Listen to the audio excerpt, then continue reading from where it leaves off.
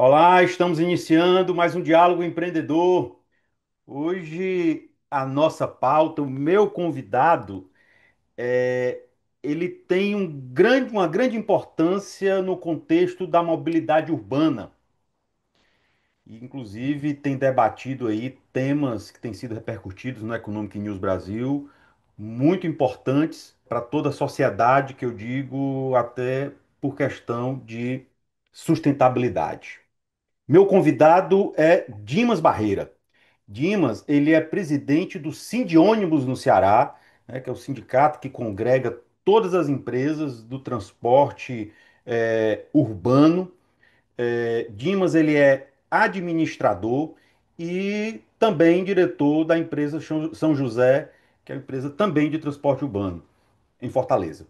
E nós vamos conversar sobre o empreendedorismo, sobre a ascensão dele num sindicato tão forte, e ele tão jovem, e tem sido aí o gestor que mais tem recebido a confiança dos gestores, dos empresários do setor, hoje sendo o presidente que mais tempo tem ficado na presidência do sindicato pelo trabalho que ele vem desenvolvendo. Mas primeiro eu quero conversar com Dimas, é, sobre os desafios, sobre a carreira dele, que é por onde nós vamos começar. Olá, Dimas, tudo bom?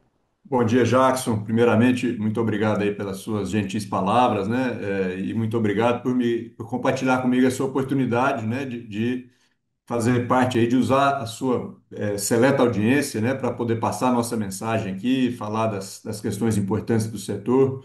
É sempre muito importante. Muito obrigado. Uma honra, privilégio. Lembrando que o nosso programa é transmitido sempre todos os domingos às 9 horas da manhã pela nossa TV União em sinal aberto para Fortaleza, Brasília, Rio Branco, pela Claro TV, também em Natal e também pelo YouTube do Economic News Brasil, que lá você pode conferir tanto a edição do dia como outras edições que lá estão disponíveis do Diálogo Empreendedor com conteúdos muito interessantes.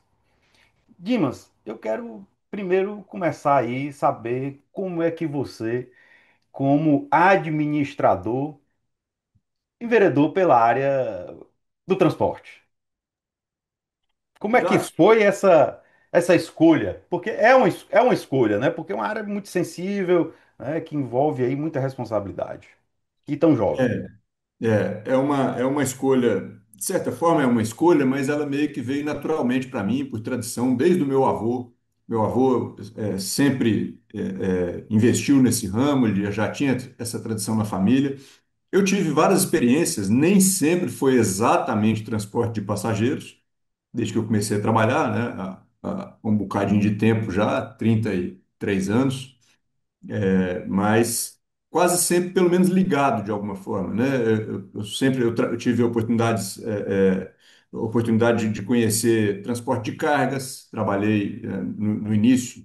Meu primeiro emprego foi numa transportadora de cargas, não é exatamente na gestão ainda, fazia parte da administração, mas era lá na parte de informática e também de registro de conhecimentos de carga. Depois tive outras experiências, por exemplo, passei brevemente pelo setor aéreo, numa empresa de transporte de passageiros na Bacia Amazônica. Passei por uma empresa que é de bilhetagem eletrônica, que tem relação com o setor de transporte coletivo muito íntima.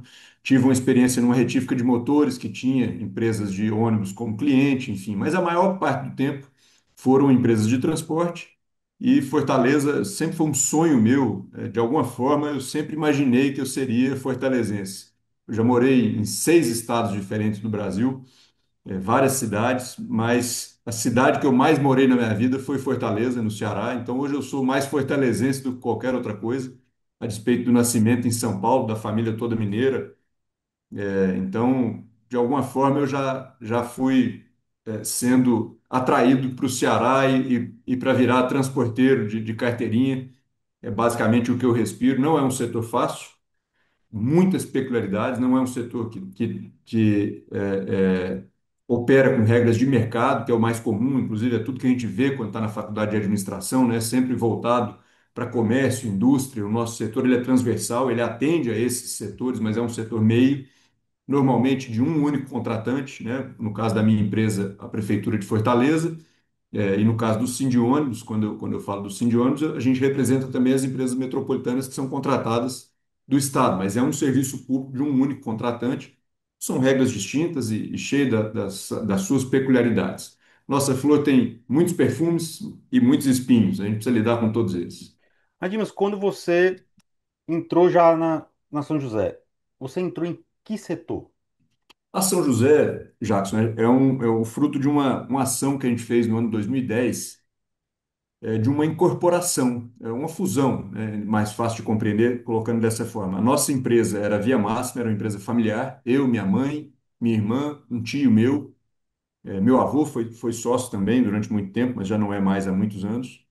E em 2010 a gente se juntou com a São José, que era uma empresa já de Fortaleza, ela foi fundada pelo senhor Antônio de Moura, que não é mais do setor há muito tempo, vendeu em 91 para o empresário conhecido aqui local, que é o Chiquinho Feitosa, que hoje nem é sócio mais da São José, mas foi o Chiquinho que comprou do seu Antônio de Moura. E a gente chegou em 2010, se juntou com, basicamente, era sócios da São José, que a minha família veio e a gente se juntou e fez uma empresa maior, era o Chiquinho Feitosa, o Paulo Trindade, do Rio de Janeiro, e o Idemar Citó, também cearense, muito conhecido aqui no ramo. As coisas foram mudando. Em 2015, o Grupo Barraqueiro Português entrou na Sociedade da São José, comprou da então sócia Valesca, que era ex-esposa do Chiquinho Feitosa, na época esposa dele. Quando a gente se associou, né, e quando vendeu já não era mais. Mas aí então entrou o Grupo Barraqueiro e hoje os grupos societários aqui são os filhos do Paulo Trindade, que o Paulo Trindade faleceu há 3 anos. Então tem o Paulinho, o Alexandre e a Débora, tem a minha família e tem o grupo barraqueiro. Então essa é e tem o Idemar ainda. O Idemar ficou com o fretamento, que era um braço que a gente tinha aqui na São José. Então isso mudou a composição. Hoje o fretamento é 100% do Idemar, mas ele continua também um sócio aqui na São José. E essa é a composição societária hoje. A minha família, família do Paulo Trindade e a família Grupo Barraqueiro e Demar Citó. Então, mais ou É, menos é essa aí a história que conta como é que a gente está aqui na São José desde 2010. Mais importante registrar, a São José é uma empresa que já está próxima de fazer 60 anos de idade. um número Mesmo o assustador. CNPJ, né, a gente comprou, foi comprado na época do senhor Antônio de Moura e seguiu toda essa, teve toda essa sucessão de sócios aqui, mas mesmo o CNPJ, com todas as obrigações cumpridas, sem nunca deixar nada pendente aí sem solução. É um segmento desafiador. É interessante como esse setor, que muitas vezes é visto apenas como viés operacional, ele também exige um olhar de gestor público, né? Que eu vejo que quem lidera uma empresa de transporte urbano hoje, ele não administra só ônibus, ele administra tempo, inclusão, impacto urbano. É isso?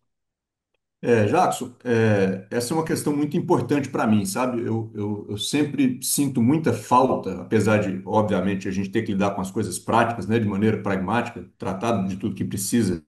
É importante para mim que exista propósito. E o transporte coletivo, ele é uma atividade que, em vários aspectos, ele me ensinou muita coisa.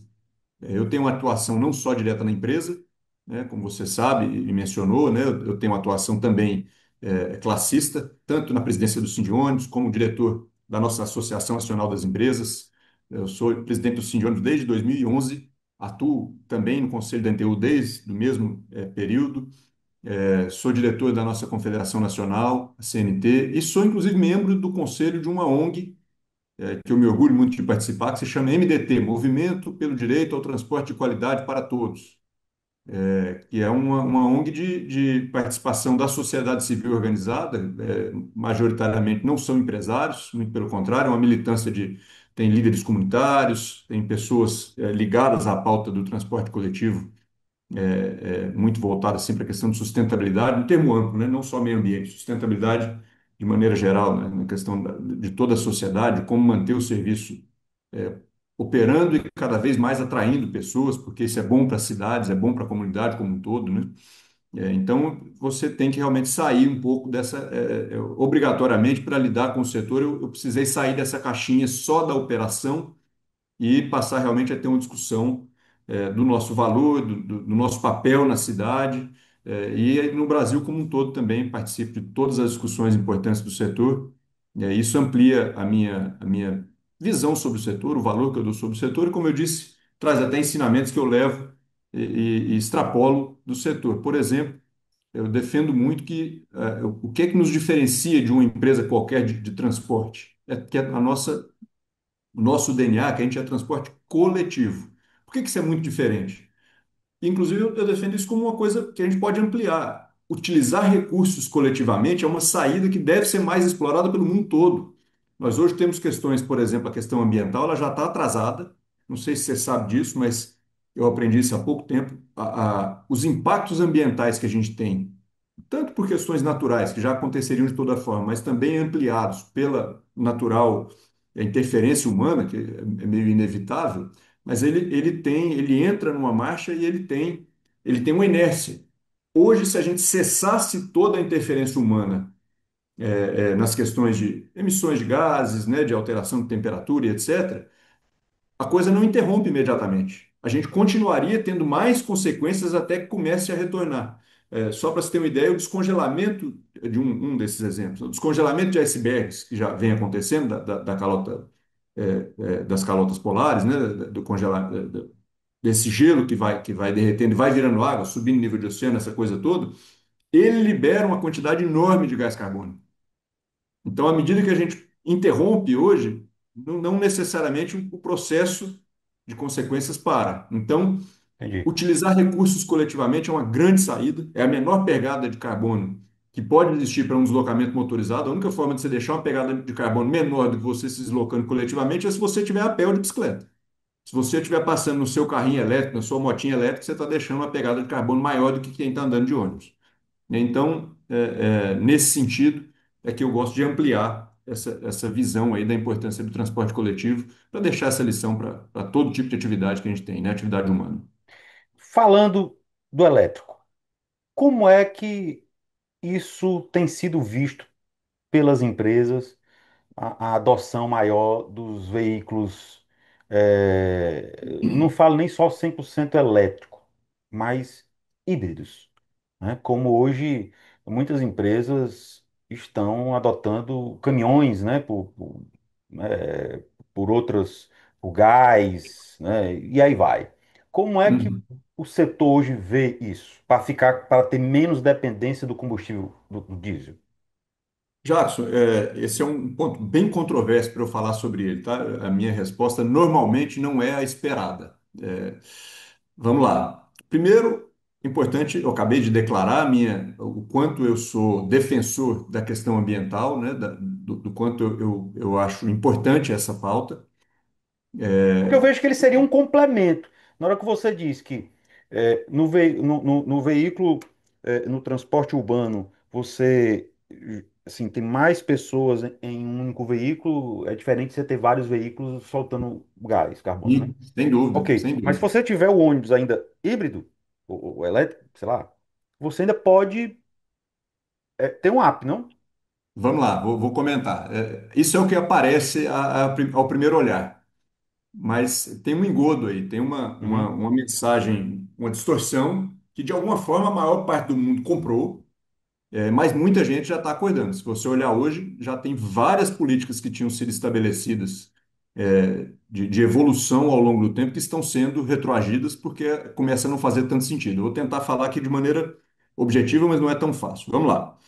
Primeiramente, o seguinte: não existe veículo zero emissão. Isso é um mito. Energia não nasce. Energia tem que ser colocada. Hoje existem veículos elétricos É, a depende da bateria. matriz, né? Vamos lá, vou explorar isso aqui um pouquinho. Nada é tão simples. Vamos lá.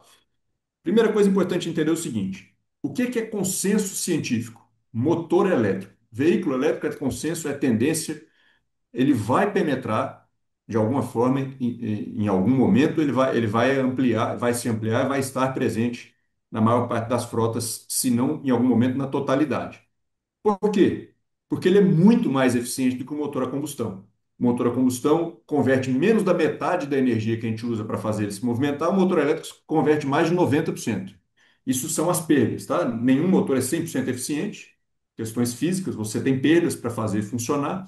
O motor elétrico converte quase toda a energia necessária em movimento. O motor a combustão perde a maior parte. Então, por esse motivo, motor elétrico é consenso científico. O que é que não é consenso? Nem aqui e nem na China. Bateria. Bateria é o que tem para hoje. É a maneira que você tem hoje de acumular energia para fazer um motor elétrico funcionar. Quanto menor a aplicação de uma motorização elétrica, mais fácil você usar baterias, mais viável ela é. Quanto mais pesada, mais difícil. Então você tem a aplicação de bateria para caminhões de logística, caminhões pequenos e que não vão em longa distância, que trafegam normalmente dentro da cidade, mas já é uma questão, assim, uma aplicação forçosa. Naturalmente, você chega com bateria para funcionar bem até o uso urbano e automóvel. A partir daí não é mais exatamente natural, não é uma adesão voluntária porque a conta fecha porque funciona bem. Então, esse é um primeiro ponto que eu gosto de chamar a atenção. Transporte coletivo hoje tem um desafio muito grande, não tem conseguido recurso suficiente para manter a qualidade do serviço com um preço, uma tarifa pública atraente o suficiente para manter passageiros. A gente está perdendo passageiros para o transporte individual todos os dias, por falta de recursos. Transporte para ser muito bom custa caro e tarifa para ser muito competitiva tem que ser barato. Por quê? Porque apesar de ser muito conveniente para a coletividade, o uso coletivo de recursos traz alguns inconvenientes para a pessoa individualmente. Eu tenho que esperar, eu tenho que caminhar até um ponto, tem uma série de questões para eu conseguir A agrupar as pessoas insegurança. que vão. A insegurança é o principal desafio no Brasil. Não é nem dentro do ônibus. Dentro do ônibus, Não, dentro do praticamente, não não. tem mais gente salta. O problema é a experiência. Eu tenho que sair, tenho que me deslocar, tenho que ir para um ponto de ônibus.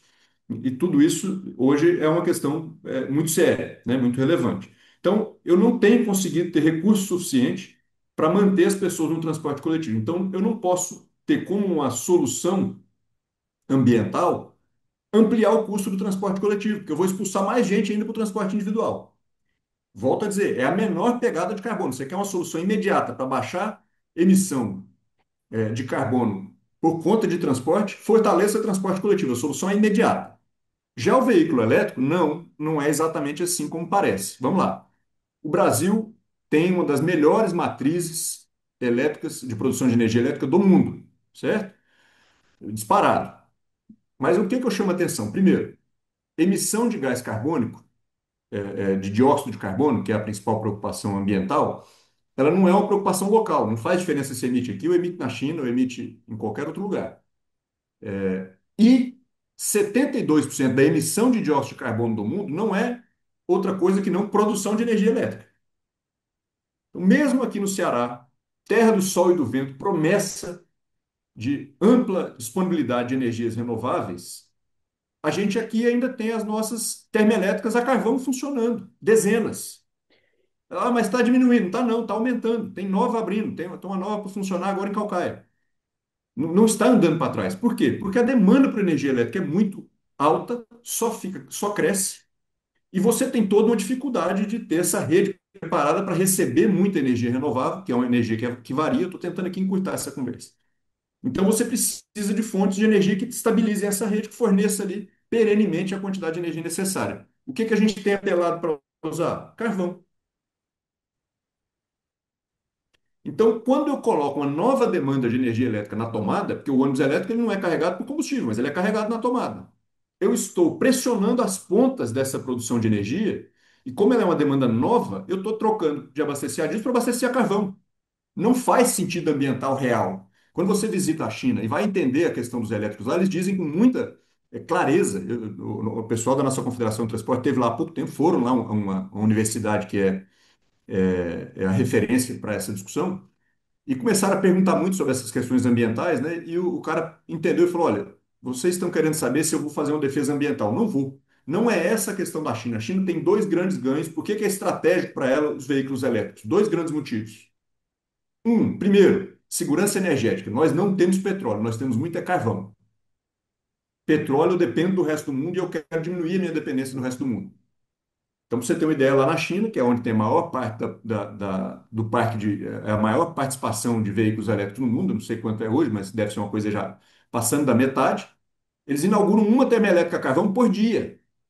2023 foi a última que eu vi, eles inauguram também. Tem hidrelétrica, tem fissão nuclear. tem uma série de outras produções de energia, inclusive muitas eólica e solar, mas a demanda é tanta por energia que eles estão também empregando muito a carvão. Então, não é redução de emissões. E segundo, é porque neste mercado automobilístico, a China é líder.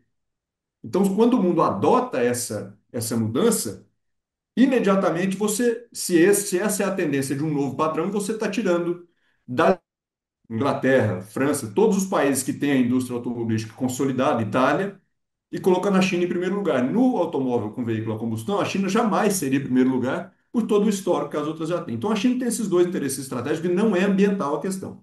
Não existe um veículo zero emissão, isso é mito. E, numa análise mais complexa, você não pode fazer o que é comum. Fala, não, mas no Brasil a emissão é baixa, porque eu pego a matriz, é 80 e tantos por cento limpa, e aplico esses 80 e tantos por cento limpo na hora que eu carrego um carro. Não é verdade, porque você está colocando demanda nova. A demanda nova está lá na ponta. Então, se ela está lá na ponta, ela é a carvão. Quando você resolver a matriz energética, aí sim você pode pensar que o veículo, a bateria, ele vai ser zero emissão. Aí você só tem que pensar nas consequências da bateria, tem outras discussões, eu nem quero entrar, mas não há o veículo zero emissão. O veículo hoje que você está abastecendo na tomada, se você não fez ali uma ligação fora da rede, os seus painéis, etc., que ninguém faz, porque seria caríssimo, você sempre é muito mais conveniente e mais barato ligar na rede, você está colocando nova demanda e essa nova demanda ela é muito cara para essa questão de emissões. Então, para o transporte coletivo, é tiro no pé, porque a gente não está conseguindo hoje bancar o que tem, ter uma frota mais nova, ter maior oferta de transporte e encarecer, porque é muito mais caro. Outro mito que tem, para encerrar esse meu comentário a esse respeito, é de que o veículo elétrico vai conseguir compensar ao longo da vida dele os investimentos iniciais. Não é verdade. O custo de transporte ele se chama custo total de propriedade. Na verdade, esse é um custo muito comum para todo tipo de atividade operacional. Você tem que pegar a vida do seu negócio e fazer as contas dos investimentos e dos custos operacionais. O veículo elétrico, na melhor das hipóteses, ele é 50% mais caro. Em vários aspectos, ele chega a ser 100% mais caro, além de você ter gargalos da infraestrutura de carregamento que não estão sendo vencidos no Brasil. Se você pegar São Paulo, prometeu que em 2023 começaria a colocar os veículos exclusivamente elétricos em operação. Então, ele prometeu 2.000 e tantos ônibus, 2.400, não me lembro, 2.200, uma coisa assim, em 2023. Até hoje não tem nem 300, porque não é fácil. Para você fazer a estrutura de carregamento, espalhar isso em bairros residenciais, especialmente em grande volume, precisa de carregamento até de alta tensão, você não vai trazer alta tensão aqui para o meio da Parangaba. Primeiro, porque, por N questões de segurança, de infraestrutura e etc. Segundo, porque é caro, absurdamente caro, não tem condição. Então, você tem gargalos também a serem vencidos. Eu acho que veículo elétrico virá, como eu disse, mas precisa primeiro haver uma nova solução de acúmulo de energia.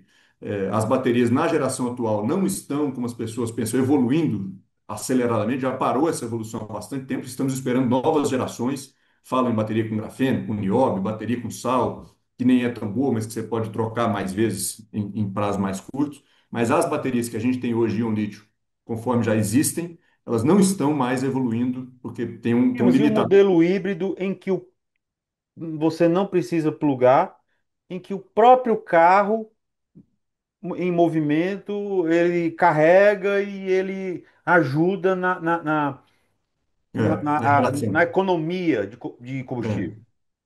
Ele também não consegue se pagar ainda. Para aplicações mais leves, sim. Eu acho que o veículo híbrido faz muito sentido. Para aplicações levíssimas dentro da cidade, automóveis, o veículo, a bateria mesmo já faz muito sentido. Só que quanto mais pesado, mais difícil. Basta ver o seguinte: a Tesla promete o caminhão Tesla, salvo engano, desde 2015 ou 2016. Até hoje não tem, não vai ter. A não ser que surja uma nova geração de baterias. Poderia ter híbrido, ou poderia ter um motor elétrico com outra forma de acumulação de energia, hidrogênio, tem algumas hipóteses, né? Mas quanto mais pesado, mais difícil. Não é viável ainda para falar assim, a conta fecha, não fecha em nenhuma, ainda não tem nada melhor do que o veículo Euro 6. Então, deixa eu até fazer esse comentário, Jadson, é importante que se saiba. Em termos de emissões locais, não estou falando de dióxido de carbono, estou falando de emissões locais. O Euro 6 resolveu a parada. A melhor política ambiental hoje para as cidades é fortalecimento do transporte coletivo, renovação de frota e ampliação de oferta, atrair mais gente para usar transporte coletivo. Por que que eu digo renovação de frota? Aqui em Fortaleza, para você ter uma ideia, a gente ainda tem, a frota envelheceu muito por essa dificuldade que a gente vem passando nos últimos anos. A gente ainda tem veículos aqui, cerca de 100 veículos, 2011 e 2010. Esses veículos estão ainda na geração Euro 3. 2012 para cá, tudo Euro 5 e 2023 para cá, tudo Euro 6.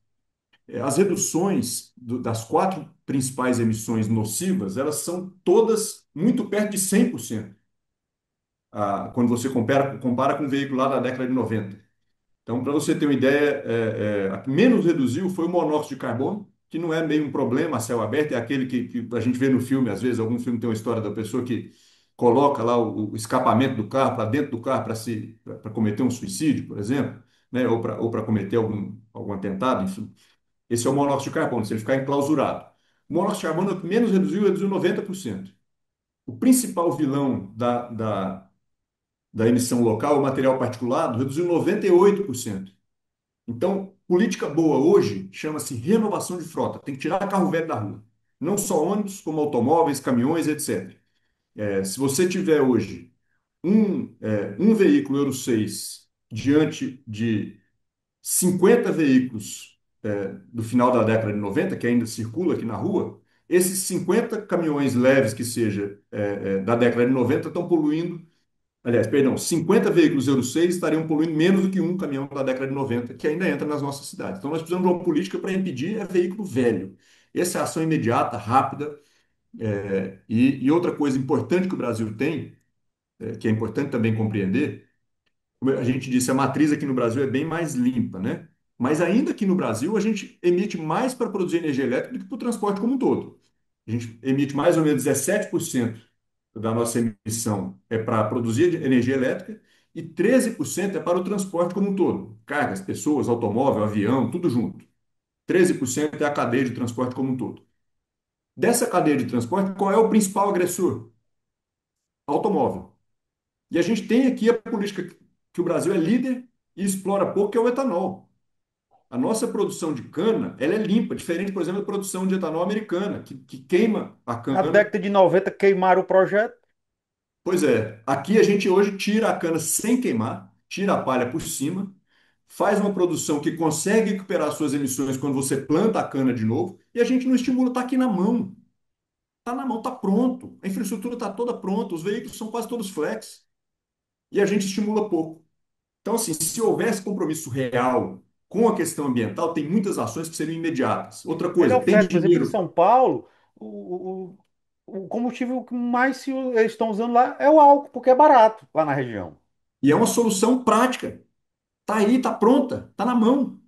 Se a gente tiver realmente comprometido, esse é o caminho. Se tem mais dinheiro para ajudar, invista na produção de energia elétrica, fortalecimento da rede de distribuição para que a gente possa ampliar a entrega de energia renovável. Se você pegar hoje aí, em alguma entrevista que você fizer aí com o Mar Araripe sobre a Casa dos Ventos, ou com o pessoal da Casa dos Ventos, eles têm dinheiro escutando a conversa, eles estão sendo impedidos de colocar nova injeção de energia renovável porque a rede não suporta. Esse é Então, um que outro problema compromisso muito ambiental grande. é esse? Nós vamos. O grupo Croma Energia está investindo 2 bi em uma nova usina em Jaguaruana, que deve começar a operar já no próximo ano. Já está em mais de 50% concluída, andamento veloz, né? E Hum. um desses pontos foi medido pelo Rodrigo Mello, que é o presidente da Croma Energia, que o grande problema é esse aí, né? Pois é. E ele vai gerar lá Meu amigo, energia se, para se a abastecer uma pauta. fortaleza. Mas a É, preocupação é a distribuição, é a se a logística. gente, se a prioridade é meio ambiente, canalize o dinheiro. Nós temos pressa, estamos atrasados nessa pauta. Canalize o dinheiro para a produção de energia. Lá é que está o problema. E enquanto o Brasil é muito bom nisso, apesar de ter esse problema da rede que a gente precisa fortalecer, o Brasil está estável há muitos anos, o consumo ampliando, a gente conseguindo manter a nossa emissão estável. A China, que já é responsável hoje por quase a metade da emissão mundial, está aumentando a cada ano. Nossa, nada do que, por exemplo, a gente fala de ônibus elétricos, você sabe quanto é a responsabilidade dos ônibus urbanos nas emissões? Não. Total, se a gente zerasse hoje, arrumasse um jeito, pronto, agora eles vão andar tudo com painel solar em Menor cima do ideia. ônibus. Não faz nem cosquinha. Qual é? 0,8. Se zerar, não faz nem cosquinha. E a gente querendo canalizar, porque é fácil de tratar, fica politicamente interessante. Você bate uma foto, diz, minha frota urbana de São Paulo agora será essa. Não está fazendo diferença nenhuma. Está encarecendo o serviço. Agora me diga uma coisa. O meu carro é elétrico, o teto é todo de vidro. Por que que os carros o teto não vem? Quando a gente fala de painel solar, hoje é uma manta, é um negócio muito fino e muito leve. Uhum. É. Por que que os carros ainda não vêm com o teto, com o para absorver energia solar? É. A contribuição é muito baixa, né? Assim, aquela área, por exemplo, pra você ter uma ideia, para eu produzir energia para um ônibus, para eu compensar a produção de energia elétrica para um ônibus, eu vou ocupar aqui cerca de quase 200 metros de área que eu precisaria colocar, 200 metros quadrados de área para colocar de painéis para um ônibus. Então, eu estou dizendo de um painel com alta, o mais moderno, com alta produtividade, 500 watts para cada metro quadrado, e eu preciso de muita área. Então, a área do carro, ela tem alguma contribuição. Poderia considerar assim, mesmo que seja pequeno, mas se eu deixar o carro parado no sol o dia inteiro, ele está produzindo alguma coisa. Mas ele acaba que seria uma contribuição relativamente baixa, além da Mas eu acho que tudo dificuldade. que vier é lucro. Pronto, tudo ajuda. É isso aí. Esse é o É, pensamento. Eu estou só engarrafa. tentando dar um Primeiro motivo que, porque é que eu acho que ainda primeiro não que, tem. primeiro que no Brasil o trânsito ele não flui. É. É engarrafamento. O sol é bom. Tentando encontrar um motivo, por que é que não tem? Porque seria relativamente simples, mas E eu se acho que é isso. dissesse, não é porque pesa. Não pesa no carro. Não pesa, não. Não, Não é é. isso. Quando se fala em painel solar, antigamente você perder aquelas, né, aquelas telas, aquelas coisas, falam logo painéis. Mas não é. Ali é a estrutura que pesa. É, Mas se você já tem o carro, é mesmo que você está aplicando um insulfilme. é. Bom, de maneira geral, assim, para finalizar essa parte do transporte coletivo, quando é que vai fazer sentido? Se eu não passar a carroça na frente dos bois, se eu resolver a matriz de produção elétrica, começa a fazer sentido. Por hora, se o dinheiro que tem no Brasil foi investido em subsidiar para fortalecer veículo elétrico antes de resolver a matriz, você está jogando dinheiro, aplicando mal o dinheiro. Você devia estar aplicando na rede elétrica, que aí você tem impacto imediato. Tudo que você aplicar na rede elétrica realmente está reduzindo a emissão. Se eu aplicar na frota sem resolver a rede elétrica, não tá reduzindo emissão nenhuma. Eu só estou transferindo o problema de lugar. Como Bom, nós nós vamos temos agora pressa, precisamos aplicar bem o dinheiro, não pode ficar jogando dinheiro fora. nós vamos agora a um rápido intervalo. Estamos conversando com Dimas Barreira, da presidente do Sind Ônibus e da empresa de transporte urbano em Fortaleza, São José, conversando aqui sobre o seu empreendedorismo no setor, sobre a atualidade e desenvolvimento do setor de transporte urbano. Temos muitos assuntos aí para conversar no segundo bloco. E no intervalo você fica aí com o nosso vídeo do Economic News Brasil, as notícias que foram destaques nessa semana é, em nosso portal. E lembrando, se você ainda não segue o Economic News Brasil no LinkedIn, no Instagram, no Facebook, participa também do canal no WhatsApp do Economic News Brasil. Para entrar no canal do WhatsApp é só acessar qualquer matéria nossa que tem lá uma tarja, canal do WhatsApp. Você entra, você começa a receber no seu celular as principais notícias. E também tem um canal novo no próprio Instagram. Se você acessar a bio do Instagram lá, canal lá, você também pode receber os links das matérias direto no Instagram. E seguir as nossas redes também no LinkedIn e no Instagram e em outras redes. E também você vai ficar com o vídeo das notícias que foram destaques no nosso também no nosso mais novo portal, que é o Boa Notícia Brasil. Né? O Brasil e o mundo precisam de boas notícias e lá nós temos a missão de produzir conteúdos positivos, de curiosidades, de pesquisas, de motivação, de empreendedorismo, de saúde. Então você fica aí com as notícias que foram destaques com as boas da semana. Voltamos rapidinho. Fique aí.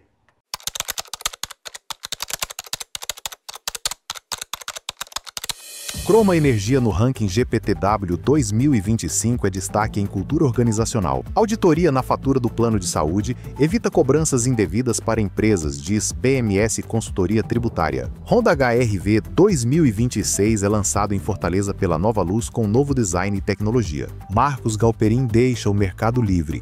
Quem irá comandar a gigante do e-commerce. Aquisição da CRM Bônus pelo iFood aposta em fidelização no varejo. Novo CFO da Gol assume com foco em eficiência, IA e retomada do crescimento. Log Comercial vende centro logístico no Distrito Federal por R$ 163 milhões.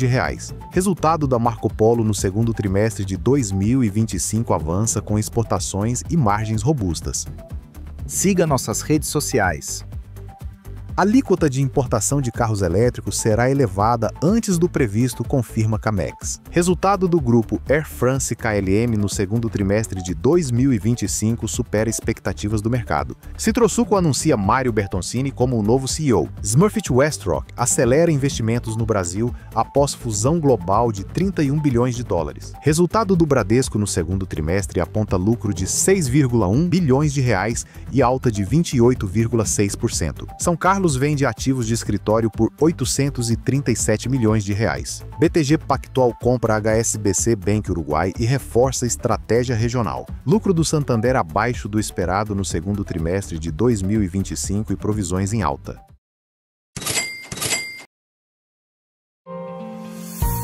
As boas notícias da semana. Oferecimento: M. Dias Branco, Instituto Mayra Eliane, Fundação Beto Studert e Grupo New. Saída do Brasil do mapa da fome da ONU em 2025 traz alívio e esperança. Projeto para o fim de autoescolas para obtenção da CNH pode transformar o trânsito e o mercado de trabalho. Cimento Apodi da M. Dias Branco realiza segundo Congresso de Sustentabilidade com foco em ESG, inovação e impacto social. Descoberta promissora: veneno de abelha contra câncer de mama elimina células tumorais. Vagas de emprego na BYD reacendem esperança no polo de Camaçari, Bahia. Mortes por hepatite C caíram 60% com o avanço do SUS e novos tratamentos. Vitória da ética: lei que proíbe teste em animais é sancionada no Brasil. Sítio arqueológico em obras de estádio traz à luz assentamento de 3.000 anos. Siga nossas redes sociais. Ações do IBAMA pelo clima prometem mudar o licenciamento ambiental no Brasil. Prisão voluntária na Coreia do Sul vira refúgio para o esgotamento mental. A influência da alimentação na saúde mental. O que você come pode mudar sua mente. Da sala de aula à China, jovem brasileiro vai competir entre os melhores em IA. Ecomercado transforma recicláveis em comida e dignidade no Rio de Janeiro. Elton John comemora sobriedade e revela gratidão por 35 anos de transformação. Enfrentamento do HPV ganha política nacional com foco em prevenção e informação. Potato Park no Peru transforma batatas em símbolo de futuro e resistência.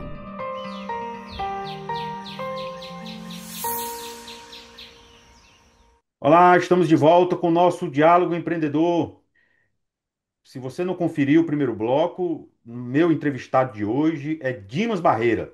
Dimas, ele é diretor da empresa São José de Transporte Urbano em Fortaleza e também presidente do Sindônibus, que é o sindicato que congrega as empresas de transporte coletivo no Ceará. Dimas, o transporte coletivo ainda carrega preconceitos, não podemos negar. Mas diante de várias inovações e debates que você tem provocado, o que te motivou a virar essa chave para tratar esse assunto como um projeto de cidade e não como de empresa? Porque o curioso quando se fala de cidades inteligentes é que muita gente lembra que não existe cidade inteligente sem transporte coletivo eficiente e acessível, né? Com isso não dá para falar de futuro de mobilidade. Como é que está essa pauta? Jackson, pois é, essa é uma questão muito bem abordada aí por você. Isso é fruto de uma má compreensão do propósito do setor. O transporte coletivo é uma coisa que impacta a rotina diária de muita gente, então isso naturalmente, os desconfortos que existirem nessa experiência vão aparecer e muitas vezes eram trazidos para o diálogo, né, para os representantes do setor, e a gente não tinha uma boa estratégia, né, de comunicação a respeito. Então, nasceu uma grande má compreensão, né? Assim, primeiro é importante entender que transporte coletivo é uma atividade que a cidade inteira é cliente. Ele não é uma atividade de mercado, ele não é uma liberação para que as empresas explorem o mercado de passagens na cidade. Se fosse assim, a empresa ia ter liberdade de preço, liberdade de oferta, coloca quantos ônibus quiser, na hora que quer, só na linha que interessa. O que nada disso é verdade. É um único contratante, é um serviço público essencial e as empresas são concessionárias operadoras dessa política. Inclusive, foi pauta de um artigo seu, que eu estou lembrando, em que você disse que o transporte público, ele atinge, ele não é eficiente, ele prejudica o aluno que deixa de poder sair para fazer um estudo em loco, né? A questão Uhum. do jovem que quer ir para um entretenimento com um custo menor, né? A pessoa que arranjou um emprego e como é que vai trabalhar sem transporte. Então, assim, ele envolve a saúde, né? Precisa de um médico, ele É. envolve tudo. Foi o que você disse no seu artigo. O impacto social, o alcance social do transporte, ele não é percebido pela maioria das pessoas. Primeiro, o seguinte: transporte coletivo é a infraestrutura da cidade. Cada pessoa, dos 500 e tantos mil passageiros que ainda usam transporte coletivo diariamente aqui em Fortaleza, se eles migram para transporte individual, eles ocupam 17 vezes mais espaço na rua. Então, vamos começar por aí, né? A cidade, para garantir fluidez, precisa ter transporte coletivo. E essa percepção é muito clara. Todo mundo que visita uma cidade muito bacana, num país desenvolvido, chega comentando, e transporte coletivo faz parte dessa cidade bacana, dessa cidade que funciona, Faz parte da né? infraestrutura, né? Faz parte da infraestrutura, sempre está presente. E imagine o seguinte, Jackson, eu acho que é consenso, quando você discute ideologia política, não sei se nos extremos, porque eu acho que nada nos extremos funciona bem, mas da esquerda à direita, há um consenso de que é necessário dar boas oportunidades para todo mundo, para começar na vida, para poder se desenvolver, para ter chance de aplicar uma ideia, de desenvolver o seu trabalho. E um dos pontos iniciais de igualdade de oportunidades está na mobilidade. Vou te dar um exemplo. Eu sou um privilegiado. Então, eu posso dar aos meus filhos a garantia de que o que eles quiserem estudar, do talento que ele encontrar, ele vai ter oportunidade de ir lá e vai estudar. Por que que a gente vem para as cidades? A gente saiu da área rural e veio para as cidades. Porque nas cidades a gente consegue colocar à disposição uma gama enorme de serviços que oportunizam muitas coisas para todo mundo. Agora imagine uma pessoa de baixíssima renda que está lá, isolada num gueto, ela percebe um talento que ela tem, ou uma vontade, uma vocação que ela tem, e em algum lugar na cidade tem uma oportunidade de algum serviço para ajudar ela a desenvolver isso, só que não está no bairro dela. Como ela não tem a capacidade de se locomover todo dia para ir lá alcançar essa política, seja um jovem, às vezes não é um jovem, né? Ela então vai desperdiçar essa capacidade que ela poderia ter desenvolvido. Olha o alcance disso, né? Então, a gente tem políticas que o transporte coletivo permite. Vou te dar alguns exemplos, para você ter uma ideia. Nós temos 300 e poucas linhas de ônibus em Fortaleza, 330, essa é a ordem de grandeza. 80 são linhas que comercialmente seriam superavitárias, que se equilibrariam e se pagariam. Todas as outras são deficitárias. É uma rede de E sustentação continuam cruzada rodando por necessidade pública. por Mas como é que isso necessidade funciona pública. na prática? Você tem uma linha deficitária funcionando? Pois é, como é que funciona? Até 2020, a regra geral no Brasil, com raras exceções, era: pega o custo do transporte, da rede de transporte como um todo, divide por quem paga. Você encontrava ali qual é a tarifa técnica, aplica essa tarifa, quem paga está pagando também por quem dá prejuízo. Vou te dar É alguns a exemplos. famosa Câmara de Compensação, é isso? Também, a Câmara de Compensação foi uma das tentativas de equilibrar. Hoje você tem mecanismos mais Porque modernos. naquela Você época tem que ela foi implantada, quebrou muita empresa, não foi? Quebrou, porque a Câmara tem um problema. A Câmara, ela tinha o primeiro grande problema: a prefeitura não pagava o seu déficit. A segunda alternativa seria: pega esse déficit e transforma ele em custo para jogar no ano seguinte. Ela também não fazia, porque a tarifa ficava alta demais. Então, sempre as empresas que estavam trabalhando nas áreas deficitárias, elas começavam a ter dificuldade e não ia se sustentando ao longo do tempo. Então, nós fomos estabelecendo outros mecanismos de se equilibrar a rede. Então, hoje é um consórcio, todas as empresas participam desse consórcio operacional. Estou tentando só resumir isso aqui. Então, a São José tem um percentual de participação na receita do sistema como um todo e tem que dar o seu percentual de participação no custo do sistema como um todo. De maneira que se eu opero em qualquer lugar, pode ser zero arrecadação, como tem, nós temos linhas de zero arrecadação, alguns exemplos. Por exemplo, vou te dar um, infraestruturante, estruturante. É a ligação do terminal Lagoa com o terminal da Parangaba. São dois terminais muito próximos que se complementam, mas você tem linhas que só vão para um, só vão para outro. Então, eu preciso ter uma linha frequente, com alta frequência, levando as pessoas de um terminal para o outro. Então, essa linha é zero, zero arrecadação, mas ela existe e alguma empresa tem que operá-la. A empresa não perde nada por isso hoje, porque ela participa da rede como um todo. Então, é uma rede toda de sustentação cruzada, é a mesma coisa das linhas, que você tem a maior parte das linhas deficitárias, a mesma coisa se aplica a passageiros. Quem são os passageiros superavitários? Que até 2020 era quem pagava a conta toda. É a pessoa que paga inteira para andar a curta distância. Quem eram os deficitários? Os idosos acima de 65 anos, que não pagam nada, os estudantes que tinha a política da meia passagem, hoje é uma política toda diferenciada, ele paga um terço da passagem quando paga, né? Ele tem duas gratuitas em dia letivo, aqui na cidade, na área urbana, e se for na região metropolitana, ele tem duas gratuitas todos os dias, inclusive férias e feriados, e final de semana, etc. Mas ele tem essa gratuidade, e quando paga, paga mais barato. Também é um uso deficitário. Vou te dar outros exemplos que às vezes passa batido, as pessoas não percebem. Nós temos um sistema todo integrado. Então, se eu saio de um bairro próximo ao centro e vou para o centro ou vou para a aldeota, eu pago uma inteira, ok, esse passageiro é superavitário. Mas, se eu saio lá da Leste-Oeste e venho aqui para Messejana e vou fazer integrações para chegar, uma ou mais, eu só paguei uma passagem. Esse passageiro também é deficitário. O custo dessa viagem seria muito mais do que os 4,50 que ele está pagando para se deslocar. Então, você tem toda uma série de deslocamentos deficitários que se equilibram em cima do superavitário. Só que o que é que aconteceu recentemente, 2020 para cá, notadamente? A concorrência com as plataformas de transporte individual, ela é muito danosa. Por quê? Porque ela leva só o passageiro superavitário. Ela não concorre com a gente no transporte dos idosos, acima de 65, no transporte dos estudantes, porque esses são deficitários e ficam no sistema. E a mesma coisa para longa distância. A pessoa de baixa renda que vai atravessar a cidade diametralmente também usa ainda o transporte coletivo. Mas aquele passageiro que era superavitário, esse vai saindo e vai escoando para o transporte individual. Então você vai ficando com o sistema todo só para transportar longa distância, gratuitos e beneficiários de desconto de tarifa. Como é que você equilibra essa conta? Com o subsídio.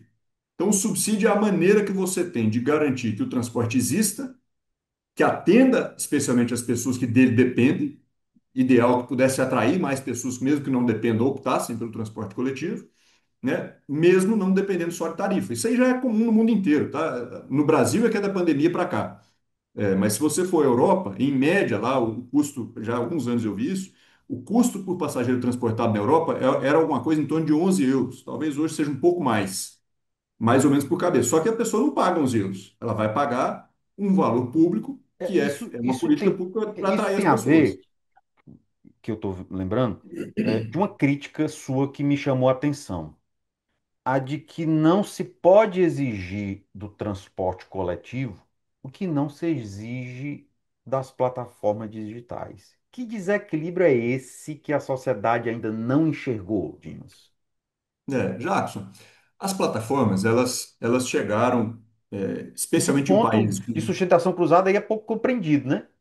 é, as plataformas, elas chegaram, no mundo todo, quebrando a casca de uma discussão que precisava haver, né? Qual é o nível ou qual é o grau de regulamentação, de interferência que o Estado tem que ter sobre as atividades.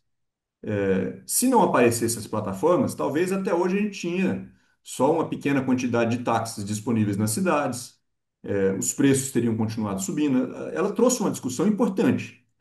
Porém, por outro lado, elas conseguiram liberação para desrespeitar as leis locais solenemente. Então, você imagine o seguinte: se eu fechasse aqui a São José hoje no formato que ela é e dissesse, não, eu não vou mais comprar um ônibus e não contrato mais os meus funcionários pela CLT. Agora eu vou chamar eles de parceiros. Eles vão comprar os ônibus, vem aqui, se agrega, eu tenho só a plataforma, eu não carrego mais o piano, eu carrego só a música. Eu tenho só a plataforma, o cliente é meu, eu escolho o preço, pago o quanto eu quiser para essa pessoa que vai ser meu parceiro. Se ela não quiser, ela que não aceite. Se eu não gostar do serviço que ela está fazendo, porque as pessoas não estão achando que está bom, ou por qualquer outro motivo, eu posso excluir, mas não é meu funcionário, é meu parceiro. A plataforma não tem responsabilidade civil. Se você tiver um problema usando um serviço de uma das plataformas e você quiser, olha, rapaz, eu tive um prejuízo gigante, eu tive um acidente, perdi um braço e quero que a plataforma participe da indenização. Não, não, não, isso é problema do parceiro. Você vai lá atrás do motorista que está trabalhando aí para te atender, ele que foi responsável pelo acidente, ele é que tem que lidar com você. Isso é incabível, é totalmente desigual. A gente tem responsabilidade civil, eu tenho depreciação de veículo, que eu tenho que lidar com isso, eu tenho que comprar veículo, o veículo perde preço, eu tenho que voltar a investir. É escada rolante na contramão. Eu não posso parar de investir nenhum ano. Todo ano tem que investir, senão só vai ficando para trás. Eu tenho que contratar funcionário com todos os encargos que a nossa legislação trabalhista traz. Como é que eu vou concorrer com aquele cara? Não tem jeito. Além do que, o nosso serviço ele é público, ele tem compromisso com a cidade. A plataforma não. Se surgiu aqui em algum horário uma hiperdemanda, por qualquer motivo, você foi, às vezes você saiu de casa, pagou R$ 15 para chegar num ponto, na hora de voltar é 45. E você não teve prévio aviso, é porque a demanda subiu. Então o compromisso dele é regras puramente de mercado, diferente do serviço coletivo. E ela consegue chegar, não respeitar a lei trabalhista e é aceito. Você sabia que Fortaleza tem uma legislação específica para as plataformas? Cobraria outorga, ISS, tem regra de idade de ano dos veículos. Não consegue aplicar nada, elas solenemente não pagam e não acontece nada. Tenta você abrir a sua empresa, operar aqui e não pagar imposto. Mas por que não cobra? Porque não quer ou foi considerado Porque não inconstitucional? O conseguem que é? cobrar, não conseguem cobrar. A discussão fica sempre na justiça. Eles alegam que não são os prestadores do serviço, que quem presta o serviço é aquela pessoa que está lá, e ninguém consegue cobrar. E, de certa forma, elas vão conseguindo fazer essa confusão na discussão e vai isso se arrastando e continua essa E concorrência qual o sendo imposto que a desenvolvida. plataforma paga? Jackson, eu suponho que pela parte da plataforma ela pague alguma coisa, mas quando você usa, você pode ver que vem a notificaçãozinha do cartão de crédito. Normalmente é uma empresa de São Paulo. E o ISS, essa é uma discussão antiga. E você Qualquer tem que recolher tributarista no local da prestação de serviço. é no local da prestação de serviço, não está sua sede. Só que eles dizem o seguinte: não, mas o meu serviço é só a intermediação. E a intermediação eu faço lá em São Paulo. Isso, Então a inclusive, cidade foi de uma pauta Fortaleza de ela discussão inventando. lá atrás sobre com os bancos sobre o financiamento Pois de é. bancários e tal, que o banco estava financiando em Fortaleza, mas estava recolhendo fora. Pois é. Enfim, elas de alguma forma estão conseguindo. Eu acho que essa discussão ainda não se amadureceu. Ela vai ter que ter um pouco mais de avanço em soluções para igualar um pouco essa questão, né? A própria questão trabalhista, né? Você tem essas pessoas todas, às vezes estão trabalhando aí 14, 15, 16, 18 horas. Toda essa capacidade de regulação que existe, por exemplo, um motorista meu, aqui na São José, ou ele vai trabalhar 4 horas, se ele for um motorista desse tipo de jornada, ou ele vai trabalhar 7h20, podendo se estender um pouco, pagando hora extra. Mas não é uma coisa que você faça sem controle, vai trabalhar 18 horas num dia, como pode acontecer nas plataformas. Então a segurança também está altamente comprometida. Você pega a motocicleta aqui em Fortaleza hoje, as pessoas que estão indo. Pergunte para qualquer outra escola. Meu filho estava recentemente fazendo aula em outra escola. A imensa maioria dos clientes são garotos que estão tirando a habilitação para ir prestar serviço de plataforma. Aí você pega um cara desse que acabou de tirar a habilitação, faz aquela prova de motocicleta, que ela, longe de dizer que a pessoa está realmente apta a conviver com toda a rotina, ela está minimamente apta para aprender a andar de moto, essa é a minha leitura, e ele sai dali para carregar passageiro, né? Então, enfim, eu acho que está bem claro aí, né, os motivos que eu acho a competição muito desigual. E ele leva só a capacidade, ele não leva uma parte dos nossos passageiros, ele leva 100% da capacidade da gente se sustentar com os passageiros. O subsídio, então, não tem outra forma, ele tem que vir, porque senão você não consegue garantir atendimento e os bairros vão começar a ficar sem atendimento, vão ficar no escuro. Não, mas o subsídio que existe sempre em programas para taxistas, né, os frotistas, isso não existe articulação do setor em busca desses mesmos benefícios? Existe, a gente tem conseguido. O problema é que a gente não tem espaço orçamentário, não há uma arrecadação destinada para a gente. Então, a luta é que o subsídio seja suficiente. Vou te dar um exemplo. Como é que você equilibra o setor de transporte? Você tem basicamente três variáveis que todos os anos têm que ser discutidas. Qual é o tamanho desse serviço? Como é que eu atendo todos os bairros? Aquele bairro ali eu preciso de 3 ônibus ligando a um terminal, esse aqui vai ligar direto ao centro, precisa de 5 ônibus, aquele outro ali precisa de 10 ônibus. Então você vai especificar esse serviço, qual é a programação necessária, quantos quilômetros ele vai rodar, qual tipo de frota você tem que ter, o tipo de frota muda muito esse custo, qual é se tem ar-condicionado ou se não tem, etc. Então você vai achar qual é a programação operacional e quanto ela custa. Essa é a primeira variável. O outro é dados operacionais. O que é que eu vou ver? Quantos passageiros andam, quantos pagam, ou quanto paga, porque tem alguns que pagam menos, mas pagam alguma coisa, então você vai fazer essa análise dessa contribuição e quanto é que eu posso tirar aqui da tarifa. Então, por exemplo, Fortaleza hoje, na última revisão, que foi em novembro do ano passado, apontou uma tarifa técnica de R$ 7,27. Quanto é a tarifa pública? R$ 4,50. Além dessa tarifa pública, nós temos a hora social, que é R$ 3,90, nós temos o domingo, que é R$ 3,90, nós temos as pessoas que pagam R$ 1,50 quando pagam, que é o caso do estudante. Então, nós temos uma série de questões que vão determinar quanto é que eu vou ter de arrecadação do valor de passagens vendidas. Mas a maior passagem que tem é 4,50, longe dos 7,27. Então, qual seria o subsídio? Para complementar, é a terceira variável, eu vou pagar a diferença entre a tarifa pública e o custo real do transporte. Quando você não tem capacidade de equilibrar com tarifa e subsídio, ou seja, a tarifa chegou num ponto e falou, não, esse aqui é o limite que a nossa população pode pagar. Ok. Então você vai pagar a diferença. Não, eu também tenho uma dificuldade de caixa aqui, eu só posso pagar até X. Aí você vai para a pior parte, que é o quê? Então temos que revisar a oferta. E aí você vai começando a sacrificar o serviço e começa a expulsar mais pessoas para o transporte individual. Então esse equilíbrio nesses três pratos rodando o tempo todo é que é muito difícil de fazer. Existe o subsídio, normalmente eles têm vindo aquém do necessário para equilibrar o custo todo. Qual a primeira consequência disso? Você tem envelhecimento da frota. Aliás, a primeira consequência é um serviço menos abundante do que necessário. Precisaria ter um volume maior de serviço e a gente não consegue dar. Então a gente otimiza no limite o que consegue. A espera aumenta, a lotação aumenta, mas eu tenho que seguir otimizando para manter o serviço funcionando. Segunda consequência, envelhecimento da frota. A frota envelhece, a confiabilidade do serviço cai um pouco, o nível de conforto cai um pouco. E aí você, a partir daqui, se isso não for suficiente, se você não conseguir resolver com revisão da oferta e redução dos investimentos, começa a ter o que a gente já tem vários casos em Fortaleza de quebra de empresas. Até hoje, das empresas que entraram nesse contrato, já houve uma grande redução na época, só as empresas que foram capazes de participar, que participaram, foi lá em 2012, eram 14 e hoje já são 10. Tem uma empresa que já está em recuperação judicial, e as que não estão, foi à custa de perda de patrimônio próprio. Patrimônio que se investiu na frota para poder operar esse contrato e não conseguiu manter o patrimônio.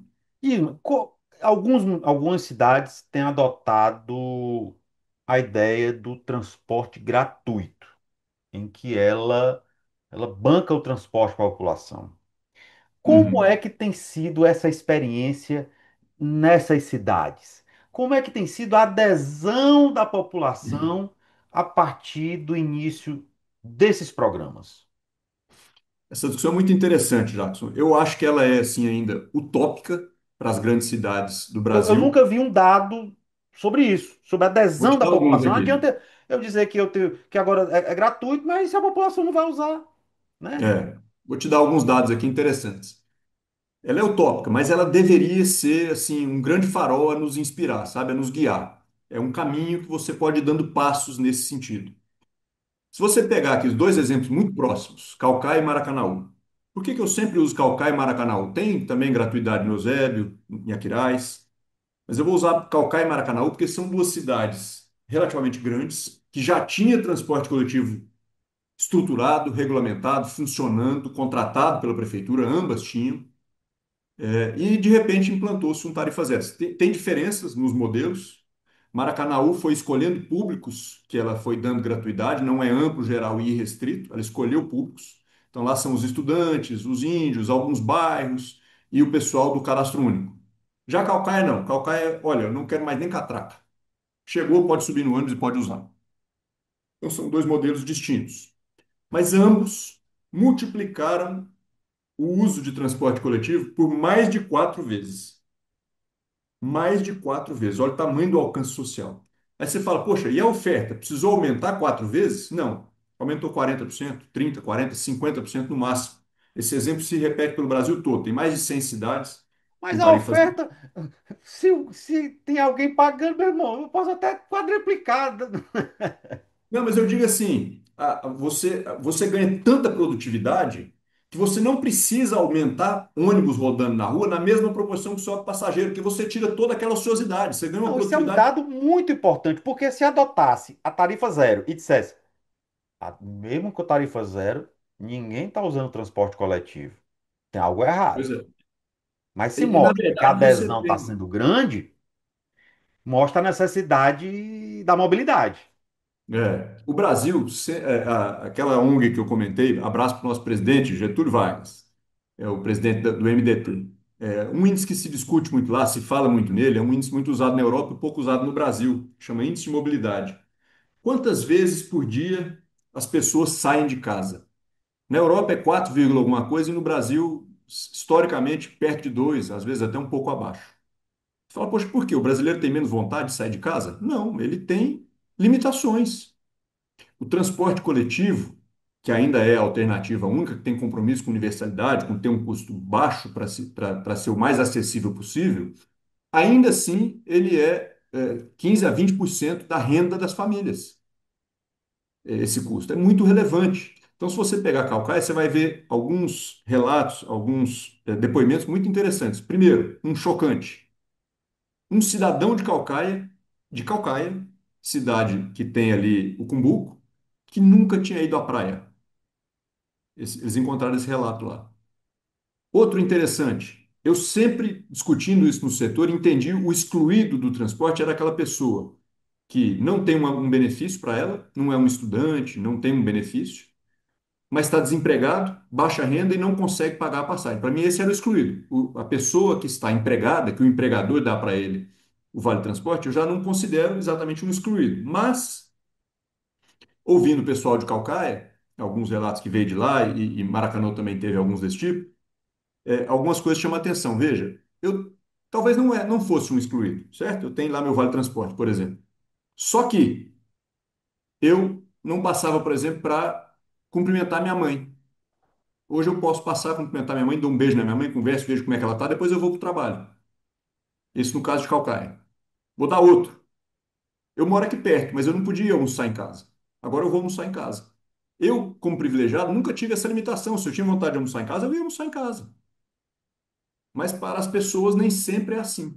Então o alcance do transporte coletivo ele vai muito longe. O comércio, batendo recordes. Calcaia e Maracanaú, quem sai gasta. E veja, é uma população economicamente ativa, porque o comércio batendo recorde não é de gente que sai sem capacidade de gastar, é porque ele deixava de sair para não ter que gastar o da passagem, porque isso é um limitador. Né? Imagine uma pessoa, aqui em Fortaleza, 4,50, uma pessoa que ganha aí seus R$ 2.000.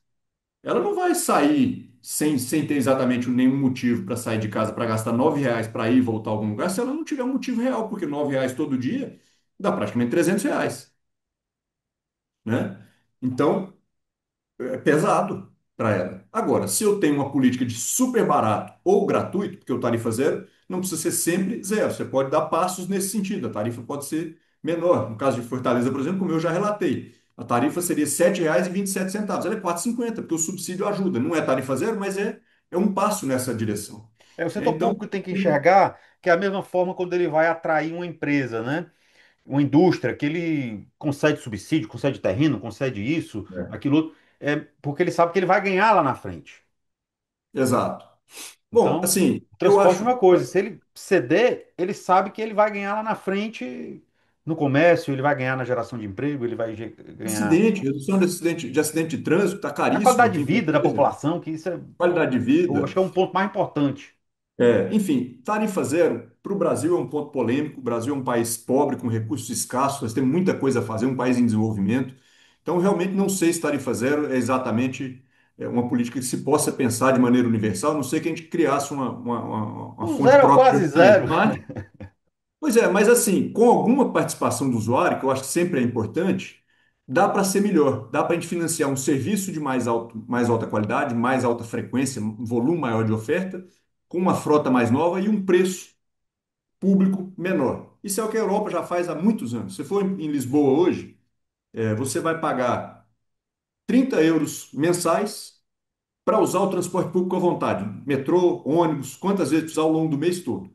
Então é uma política de super fidelidade. Olha, é longe de pagar o custo do que esse passageiro custa, você tem lá uma política de subsídios altíssima, mas você tem a garantia de bom serviço e de atratividade para a população usar transporte coletivo. Todo mundo ganha. É porque a realidade de metrô no Ceará está muito distante pela ineficiência do governo do estado, né, que há anos se arrasta, só atrapalha o trânsito na aldeota, mas ninguém vê nada. Em algumas regiões, como a Washington Soares, o governo tirou a os tapumes, porque não vai chegar. Venderam a história desde a Copa do Mundo e não existiu, né? E nem vai É. existir. Então, por ineficiência do governo.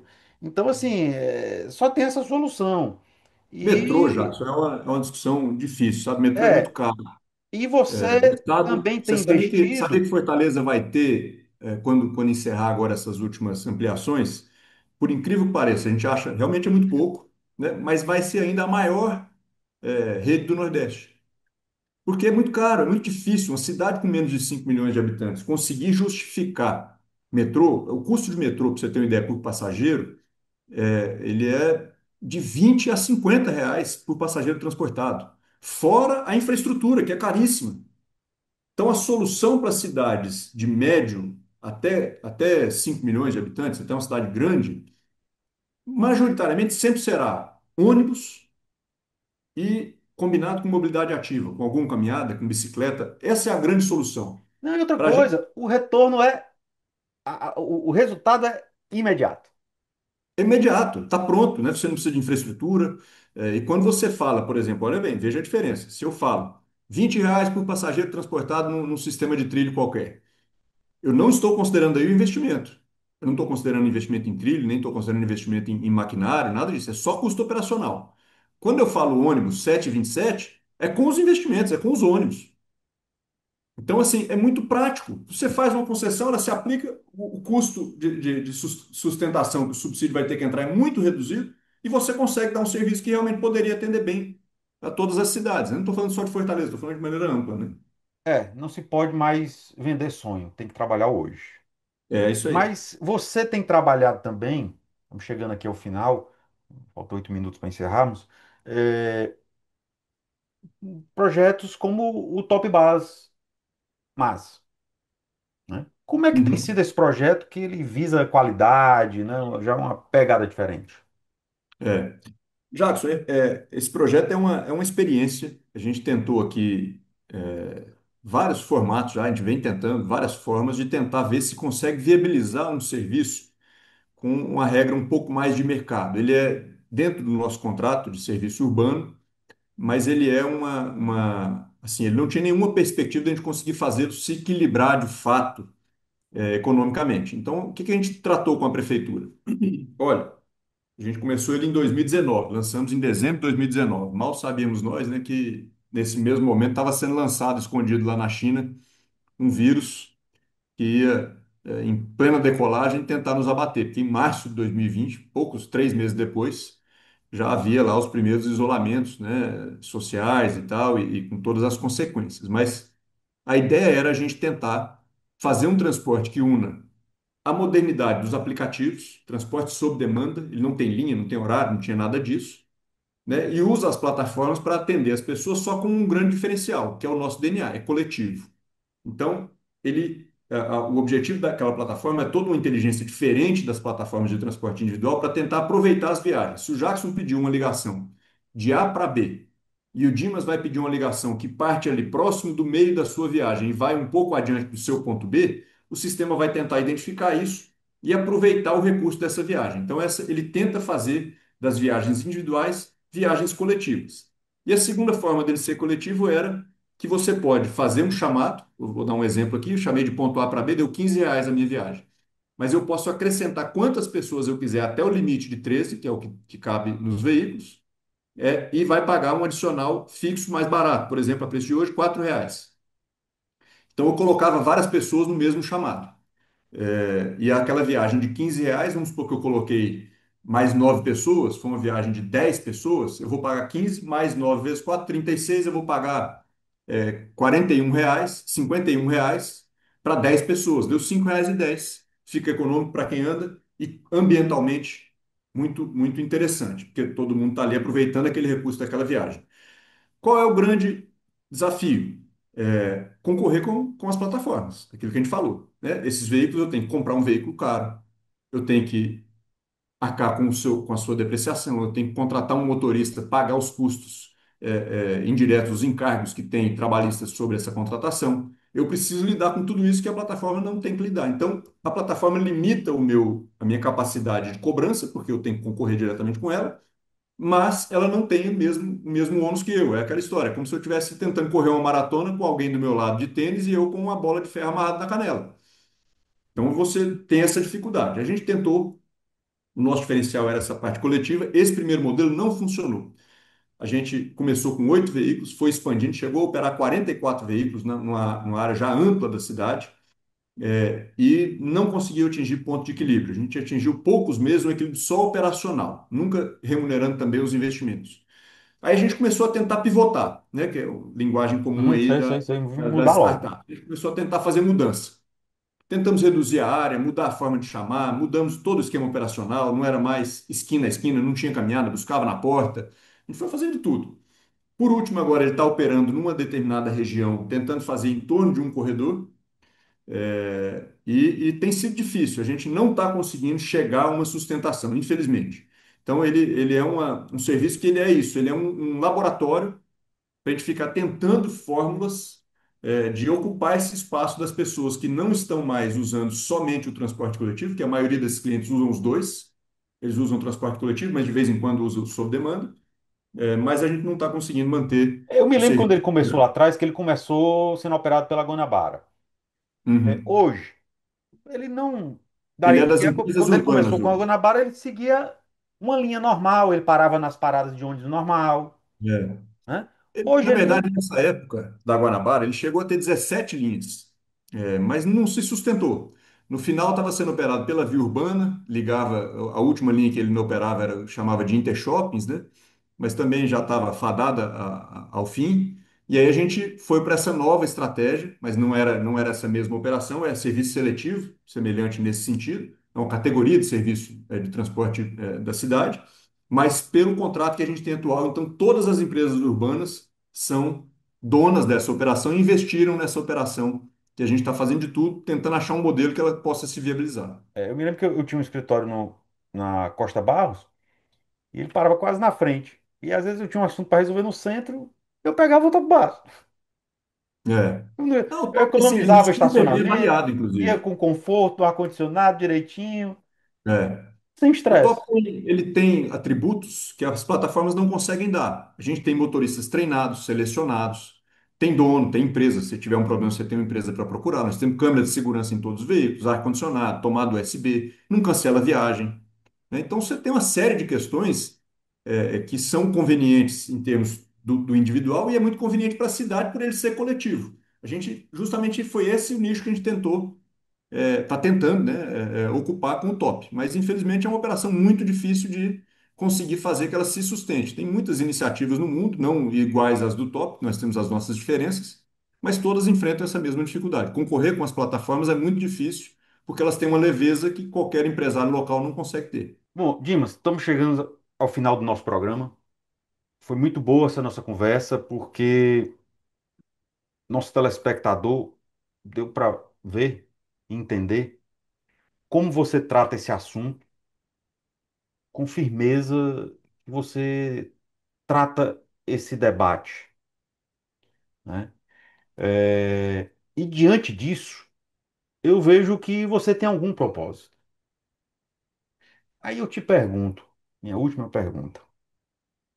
Você à frente desse importante sindicato, que é o Sindiones, que trata aí diretamente com a vida do cidadão, que foi o que nós mostramos aqui. Sim, de ônibus não é comércio, é vida, mobilidade.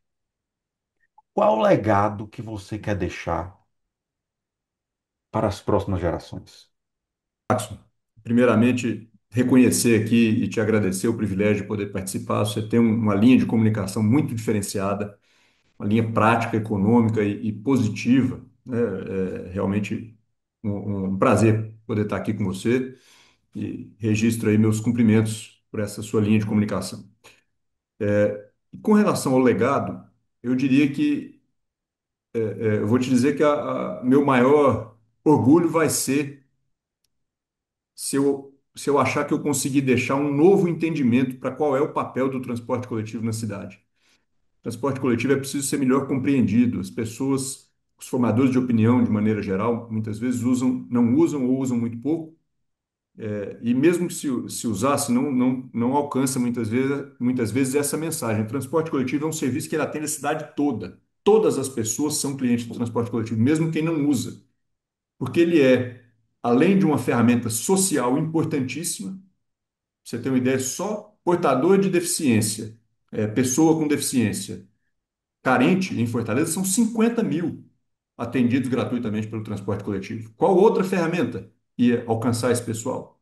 Né? Fora todas as outras políticas, estudantil, o idoso acima de 65, essa história toda, as múltiplas integrações, enfim, tudo que a gente discutiu aqui. Mas também é uma questão estruturante para a cidade. A cidade funciona porque o transporte coletivo funciona. Então, esse é o grande legado, é essa compreensão de o quanto ele é importante, o quanto ele privilegia e ele fortalece o funcionamento de uma cidade boa, porque o transporte coletivo é bom. Quem viaja, vai para uma cidade muito bacana, no mundo afora, sempre volta fazendo esse comentário, percebe isso. Aqui no Brasil, a gente ainda tem muito a avançar nisso, eu acho que esse vai ser o maior legado que eu espero deixar. Muito obrigado novamente e vamos trazer e levar sempre aí para os nossos leitores do Economic News Brasil seus artigos que sempre são muito acessados, muito compartilhados, porque é uma pauta que tem interessado todo o Brasil. Porque eu acho que se a gente for achar que tecnologia vai acabar o transporte coletivo, não existia mais transporte coletivo em Nova York, né? Japão, nas grandes metrópoles aí afora. Muito pelo contrário. A Eles tecnologia não vai mudar continuaram, as leis da física. eles continuaram existindo com qualidade e atendendo a população. E principalmente eu vejo com a chegada da geração Z, que a geração Z muitos não querem mais carro, né? A geração Z, ela quer liberdade. Então, quando nós falamos de liberdade, nós estamos falando de mobilidade, né? É isso É, aí. é uma das condições da liberdade, né? É a mobilidade. Então, é um momento muito importante, gera até, como eu falei lá atrás, do preconceito, né? Mas se falarmos também nas grandes metrópoles, você vê lá fora bilionários do centro financeiro de Nova York andando de metrô, andando de ônibus, ele quer chegar, não interessa como, né? Ele não quer perder a reunião. Então, Dimas, ele quer chegar, não interessa como, e às vezes a opção que, às vezes, que ele menos escolhe é o carro, né? Porque ele quer conforto, principalmente o executivo que está ali, ele quer interagindo, né? Quer resolvendo alguma coisa, e o jovem também, ele quer estar no WhatsApp, quer estar na rede social enquanto chega, e aí vai, né? Então, eu acho que nós estamos num momento muito propício para a readequação e a reinserção valorizada do transporte coletivo. Dimas, muito obrigado, te agradeço. E você, telespectador, lembrando que tem a reprise do Diálogo Empreendedor às 19 horas, também todos os domingos. Nosso programa vai ao ar às 9 horas da manhã, pela nossa TV União, pela Claro TV, né? E pelo YouTube da Economic News. E à noite, quem quer assistir no sinal aberto, pode, 19 horas, conectar que você vai sintonizar, que você pode assistir na reprise. E lembrando, siga as redes sociais do Economic News Brasil. Pegue logo seu telefone aí, procure o Instagram, o LinkedIn, Facebook e outros, e participe do nosso canal no WhatsApp. que o link está em todas as matérias. E também as redes sociais do Boa Notícia Brasil, que é o nosso mais novo portal, só com notícias positivas. Eu tenho certeza que você vai gostar. Até o nosso próximo programa. Tchau.